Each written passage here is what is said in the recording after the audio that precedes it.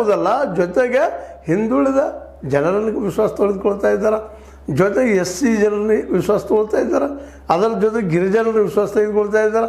ಹೀಗಾಗಿ minority plus ಹಿಂದುಳಿದು plus SC ಕೂಡಿದ್ರೆ ಈ ಸಲ ಅದು ತೊಂದರೆ ಸ್ಟಾರ್ಟ್ ಆಗಿದೆ. ಯಾಕಂದರೆ ಎಲ್ಲ ಕಡೆನೂ ಒಂದು 2-3% ಅಥವಾ 5-6% ಡಿಫ್ರೆಂಟ್ಲೆ ಆಯ್ಕೆ ಆಗಿದ್ದಾರೆ ಈ 4 ರಾಜ್ಯಗಳಲ್ಲೇ.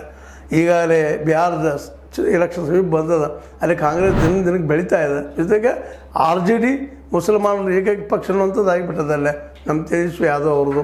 ವೆಸ್ಟ್ ಬೆಂಗಾಲ್ದಲ್ಲಂತೂ ಮೇಡಮ್ ಇದ್ದಾರೆ, ನಿಮಗೆ ಗೊತ್ತದ. ಆ ಮೇಡಮ್ ಇದ್ದವರು ಏನು ಬ್ಯಾನರ್ಜಿ ಅವರಂತೂ ಪೂರ್ಣ ಪ್ರಮಾಣದಲ್ಲಿ ಮುಸಲ್ಮಾನರು ಮತ್ತು ಹಿಂದೂಗಳು ಹೊಂದಿಕೊಂಡು ಈ ಮೂಮೆಂಟನ್ನು ಮುಂದೆ ಮಾಡ್ತಾ ಇದ್ದಾರೆ. ಆಸಾಮದಲ್ಲಿ ಅದು ಪರಿಸ್ಥಿತಿ ಅಲ್ಲಿ ಹಂಗೆ ಬರ್ತಾ ಇದೆ.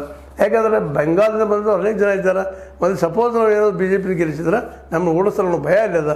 ಹೀಗಾಗಿ ಅದ್ರ ಜೊತೆಗೆ ವೆಸ್ಟ್ ಬೆಂಗಾಲು ಮತ್ತು ಆಸಾಮ್ ಪರಿಸ್ಥಿತಿ ಅದ, ವೆಸ್ಟ್ ಬೆಂಗಾಲ್ದು ಅದ. ಈ ಎಲ್ಲ ಕಡೆಗಳಲ್ಲಿ ಏನಾಗಿದೆಪ್ಪ ಅಂತಂದ್ರೆ ನಮ್ಮನ್ನು ಇವರು ಏನಪ್ಪ ಅಂದರೆ ಸೋತ್ರ ನಮಗೆ ಬದುಕಿಲ್ಲ ಅಂತ ತಿಳ್ಕೊಂಡು ಅವರೆಲ್ಲ ಒಂದಾಗಲಿಕ್ಕತ್ತಾರ. ಜೊತೆಗೆ ತಮ್ಮ ಜೊತೆಗೆ ಹಿಂದುಳಿದವ್ರನ್ನೆಲ್ಲ ಒಂದು ಮನಸ್ಕೊಳಕ್ಕೆ ಇರ್ತಾರೆ. ಹೀಗಾಗಿ ಇವತ್ತು ಶಾ ಮತ್ತು ಮೋದಿಯವ್ರು ಗಾಬರಿ ಆಗಿದ್ದಾರೆ.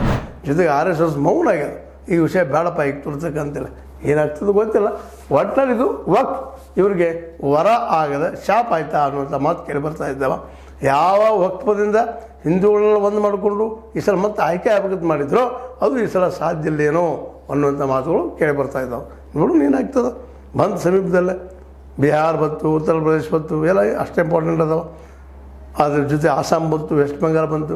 ಇವ್ರು ನೋಡ್ಕೊಂಡು ಮುಂದೆ ನೋಡ್ರಿ ಆಯಿತು. ಬಟ್ ಈಗಿನ ಮಟ್ಟಿಗೆ ಮಾತ್ರ ವಕ್ಫ್ ಇದ್ದಿದ್ದು BJPಗೆ ವೈರಿ ಆಗುವ ಎಲ್ಲ ಲಕ್ಷಣಗಳು ಕಾಣ್ತಾ ಇದ್ದಾವೆ ಅಂತ ಹೇಳ್ತಾ, ಇದು ನಿಮ್ಗೆ ಲೈಕ್ ಆಗಿರ್ಬೋದು. ಲೈಕ್ ಮಾಡಿ, ಶೇರ್ ಮಾಡಿ, ಕಮೆಂಟ್ ಮಾಡಿ. ಜೊತೆಗೆ ಸಬ್ಸ್ಕ್ರೈಬ್ ಆಗೋದು ನಿಲ್ಲಿಸ್ಲಿಕ್ಕೆ ಹೋಗ್ಬೇಡ್ರಿ.